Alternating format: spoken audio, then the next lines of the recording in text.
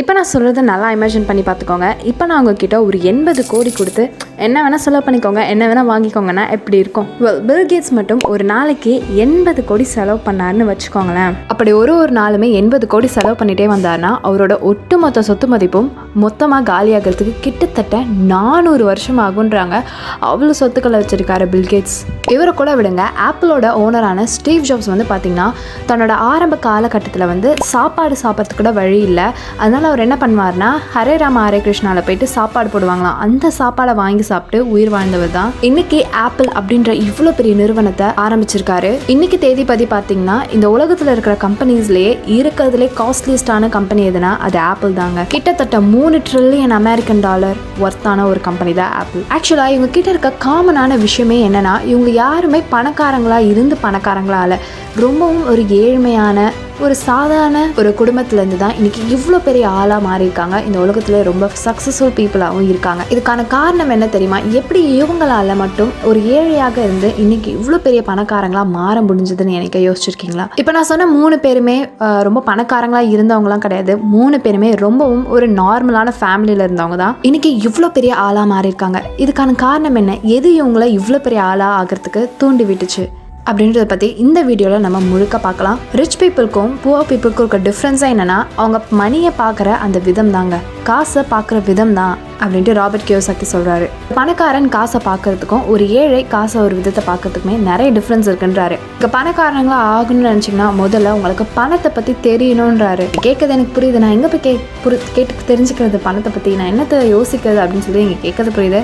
அதை சொல்கிறதுக்காக தானே நம்ம இருக்கோம். சரி வாங்க, தி சைக்காலஜி ஆஃப் மணி அப்படின்ற இந்த புத்தகத்திலேருந்து எடுத்த ரொம்பவும் முக்கியமான 5 விஷயங்கள். இந்த 5 விஷயமே நல்லா கேட்டுக்கோங்க. ஏன்னா பணத்தை பற்றின ஒரு புரிதல் உங்களுக்கு நல்லாவே கிடைக்கும் இந்த வீடியோ முடிஞ்சதுக்கப்புறம். இதில் நீங்கள் ஒன்று மிஸ் பண்ணிட்டாலுமே உங்களுக்கு இழப்பு தான் அப்படின்னு. ஏன்னா அது அப்படி ஒரு அற்புதமான ஒரு புத்தகம் இது. சரி வாங்க நம்ம சீக்கிரமாக ஆரம்பிக்கலாம். முதல் விஷயம் என்னென்னா நம்மளே தாழ்த்திக்கிறது தாங்க. ஆத்தர் என்ன சொல்கிறான்னா, நிறைய பேர் ஒத்துக்கிறீங்களோ இல்லையோ, ஆனால் நிறைய பேர், அதாவது முக்கால்வாசியான மக்கள் வந்து அவங்களே மற்றவங்களோட கம்பேர் பண்ணி ரொம்பவே தாழ்த்திக்கிறாங்கன்றாரு. என் ஃப்ரெண்டெல்லாம் கார் வாங்கிட்டான், நான் இன்னும் பைக் கூட வாங்கலை. அவன் அதிகமாக சம்பளம் வாங்குறான், நான் ரொம்பவே கம்மியாக தான் சம்பளம் வாங்குறேன். இதில் முக்கியமான விஷயமே நம்ம சொந்தக்காரங்களுக்குள்ளேயே வந்து இது கம்பேர் பண்ணிப்போம்.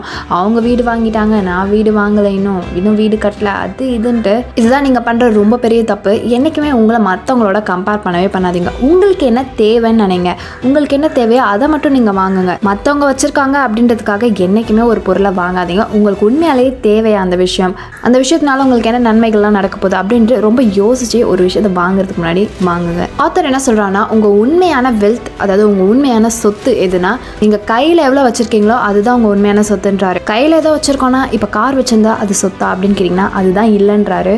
நீங்க ஒன்று நல்லா புரிஞ்சுக்கோங்க. இப்போ நீங்க ஒரு 10 லட்ச ரூபாய் கொடுத்து ஒரு கார் வாங்குறீங்கன்னு வச்சுக்கோங்களேன். நீங்கள் வாங்கின அந்த 10 லட்ச ரூபாய் காரு ஒரு செலவு தான். உங்கள் பாக்கெட்லேருந்து மணியை எடுத்து நீங்கள் செலவு பண்ணிட்டீங்க. நீங்கள் ஜஸ்ட் பிகாஸ் 10 லட்ச ரூபாய் கார் வச்சுருக்கனால நீங்கள் 10 லட்ச ரூபாய் மணி வச்சுருக்கீங்களான்னு கேட்டிங்கன்னா கன்ஃபார்ம் கிடையாது. உண்மையில் செலவு போனோன்னா உங்கள் சொத்துலேருந்து 10 லட்ச ரூபாய் கம்மியாக இருக்குந்தாங்க அர்த்தம்.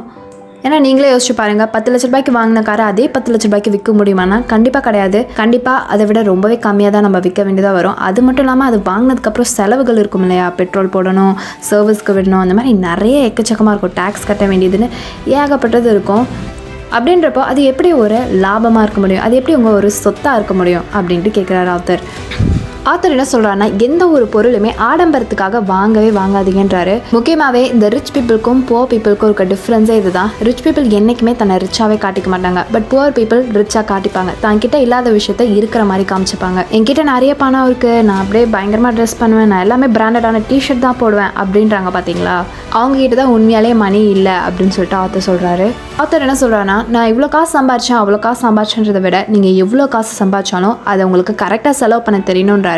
நீங்கள் எவ்வளோ வேணால் சம்பாதிக்கலாம், பட் உங்களுக்கு எப்படி செலவு பண்ணணும் அப்படின்னு தெரியலனா உங்ககிட்ட இருக்க காசு அவ்வளவும் வேஸ்ட் தான் அப்படின்றாரு. ரிச் டாட் புவர் டாடோட ஆத்தர் ராபர்ட் கியோசாக்கி என்ன சொல்லியிருப்பானா, உங்களோட உண்மையான சொத்து எது தெரியுமாங்க?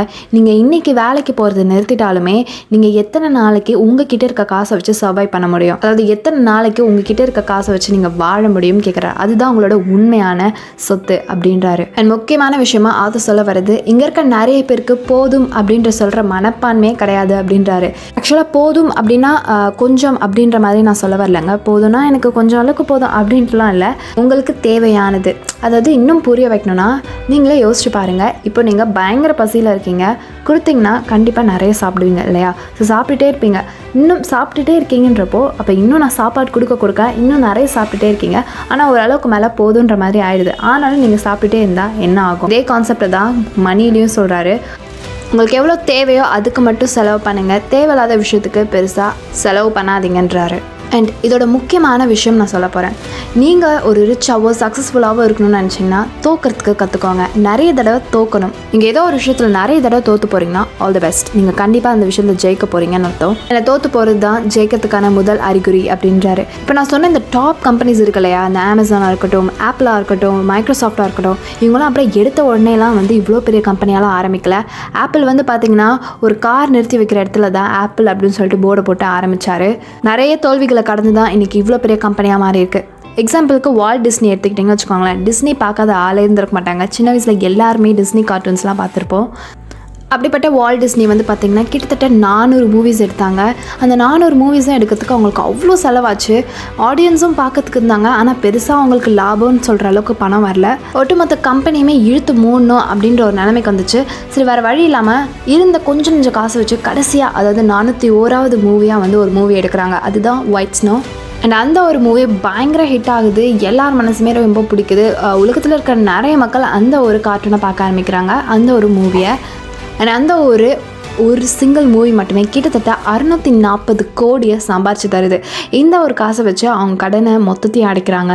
எங்கெங்கெல்லாம் காசு வாங்கணும் எல்லாத்தையும் கொடுத்துட்றாங்க. அண்ட் கம்பெனியை இன்னுமே வளர வச்சு இன்றைக்கி இவ்வளோ பெரிய கம்பெனியாக இருந்திருக்காங்க. கிட்டத்தட்ட 400 மூவி எடுத்திருக்காங்க. அது எல்லாமே ஃப்ளாப். ஆனால் ஒரே ஒரு மூவி தான் இவ்வளோ பெரிய சக்ஸஸ் அவங்களுக்கு கொடுத்துருக்கு. அவங்க மட்டும் ஒரு 300வது மூவியில் வந்து நமக்கு இவ்வளோ மூவி பண்ணிட்டோம், 300 மூவி எடுத்துட்டோம், நம்ம படம் தான் எதுவுமே ஓடலையே அப்படின்னு சொல்லி அவங்க அன்றைக்கே ஸ்டாப் பண்ணியிருந்தாங்கன்னா இன்றைக்கி வால்ட் டிஸ்னி அப்படின்ற ஒரு விஷயமே இருந்திருக்காது.